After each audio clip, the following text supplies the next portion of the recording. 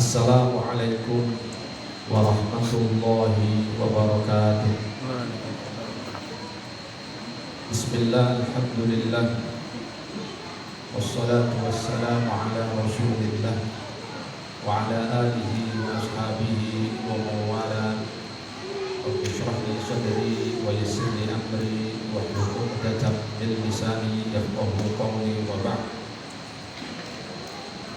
Para guru, para ustaz, para kiai semua yang saya hormati, wabil khusus guru kita semua, orang tua kita semua, Abdul Malik, mudah-mudahan senantiasa diberikan kesehatan lahir dan batin.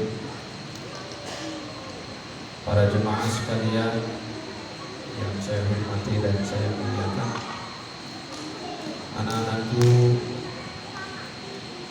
peserta pesantren kilat, hari ini Baitul Quran mengadakan sanlat sampai besok kalau tidak salah.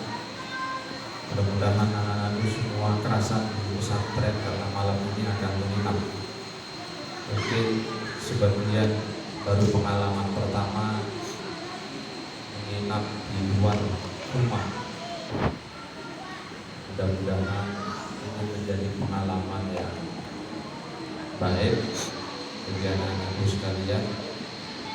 Menurut panitia ada yang SD, ada yang SMP, dan ada yang SMA. Jadi pesertanya beragam. Ya, mudah-mudahan ada berkah dan ada manfaat.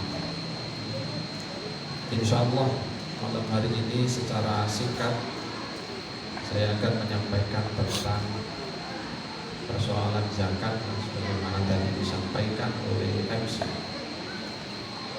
Jadi zakat itu secara bahasa adalah suci, bisa juga dimaknai tumbuh kembang. Makanya sesungguhnya zakat kendatipun secara nominal uang kita atau beras kita itu kurang, tetapi hakikatnya itu akan bertambah di sisi Allah Subhanahu wa ta'ala. Ibarat sedang menanam, maka secara fisik hilang, bijinya habis, 1 kilo biji ditanam udah gak ada lagi. Tapi tunggu beberapa saat, insya Allah apa yang kita tanam itu akan tumbuh. Kalau yang kita tanam biji padi, ya tumbuh padi, biji jagung, ya tumbuh jagung, dan begitu seterusnya. Insya Allah zakat yang kita keluarkan itu nanti akan tumbuh kembang. Walaupun secara lahiriah kelihatannya uang yang kita keluarkan untuk bayar zakat berkurang, beras yang kita keluarkan kelihatannya menjadi berkurang. Tapi di sisi Allah, insya Allah dengan zakat itu akan tumbuh. Ini salah satu rukun Islam diperintahkan kepada baginda Muhammad SAW pada tahun 2 Hijriah, ketika Nabi sudah datang di Madinah beriringan dengan perintah puasa Ramadan. Jadi dua-duanya di bulan yang sama, di bulan Ramadan. Karena itu ada yang mengaitkan antara kefarduan shaum Ramadan dengan kewajiban menunaikan zakat. Bahkan ada yang mengatakan begini, satu asar yang mengatakan bahwa shaum Ramadan mu'allaqun baina as-sama'i wal ardi. Puasa Ramadan itu tergantung posisinya di antara langit dan bumi. La yurfa'u illa bi zakatil fitri. Tidak diangkat pahalanya sebelum dia membayar zakat fitrah. Ada ibu sekalian, para santri khususnya yang ikut pesantren sanlat, tentu kalau puasa kita ingin diterima oleh Allah Subhanahu wa ta'ala, salah satunya adalah nanti di ujung Ramadan kita tunaikan zakat fitri kita, zakat fitrah, agar rangkaian ibadah saum yang kita lakukan diterima pahalanya oleh Allah Subhanahu wa Ta'ala.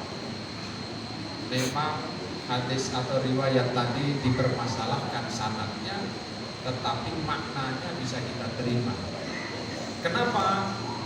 Karena puasa, sebagaimana kita tahu semua, dikatakan oleh para ulama, salah satu hikmah daripada puasa itu menjadikan shaim, orang yang berpuasa itu memiliki jiwa solidaritas yang tinggi kepada sesama. Salah satu hikmahnya itu. Jadi kalau kita puasa itu, Bapak Ibu sekalian dan adik-adikku para santri, itu ingin berbagi kepada sesama itu sangat tinggi. Semangat kita untuk berbagi itu sangat tinggi. Makanya kalau kita lihat di pinggir-pinggir jalan, itu kan sekarang ada tradisi untuk berbagi takjil. Itu kalau nggak di bulan Ramadan rasa-rasanya tidak ada tradisi seperti itu. Di Timur Tengah, di Mesir dan di beberapa negara yang lain itu juga ada tradisi Maidatul Rahman, berbagi takjil atau makanan berbuka puasa. Di luar Ramadan susah melakukan ini semua. Jadi puasa itu memang salah satu hikmahnya adalah membentuk pribadi-pribadi yang solider. Kita mampu bertenggang rasa, merasakan apa yang dirasakan oleh orang lain, khususnya mereka yang membutuhkan. Nah, zakat itu adalah bagian dari salah satu syariat yang mengatur kita untuk suka berbagi kepada sesama. Bedanya kalau zakat fitrah itu wajib bagi semua umat Muhammad, baik laki-laki, baik perempuan, merdeka, hamba sahaya, atau adik-adik, mau tua, mau anak-anak, semuanya wajib. Ya, jadi adik-adik yang ikut saklat nanti pulang ke rumah tanya ke bapak ibunya, bapak, ibu, ayah, bunda, apa saya sudah diberikan zakat fitrahnya? Kalau belum, nah, mohon bisa dibayarkan. Diingatkan bapak ibunya, karena ini kewajiban. Karena adik-adik yang ikut saklat ini kan belum dewasa, belum bekerja, maka kewajiban mengeluarkan zakatnya itu ada di pundak kedua orang tua atau walinya. Jadi harus dikeluarkan itu. Ya, kecuali memang tidak punya kemampuan. Jadi zakat fitrah ini kenapa penting untuk dilakukan? Ada sebuah riwayat dari Ibnu Abbas, farada Rasulullah sallallahu alaihi wasallam zakat al-fitri, ada dua gunanya. Yang pertama, tuhratan lis-shaimi. Pertama adalah membersihkan. Ya, membersihkan maksudnya adalah ya, menyempurnakan, menghapus dosa-dosa yang kita lakukan saat ibadah puasa. Jadi tuhratan lisan, orang puasa itu kadang-kadang puasa lisan sama puasa tidak makan, tidak minum. Tapi yang lain-lain anggota tubuh kita tidak dipuasakan, sehingga tidak sempurna.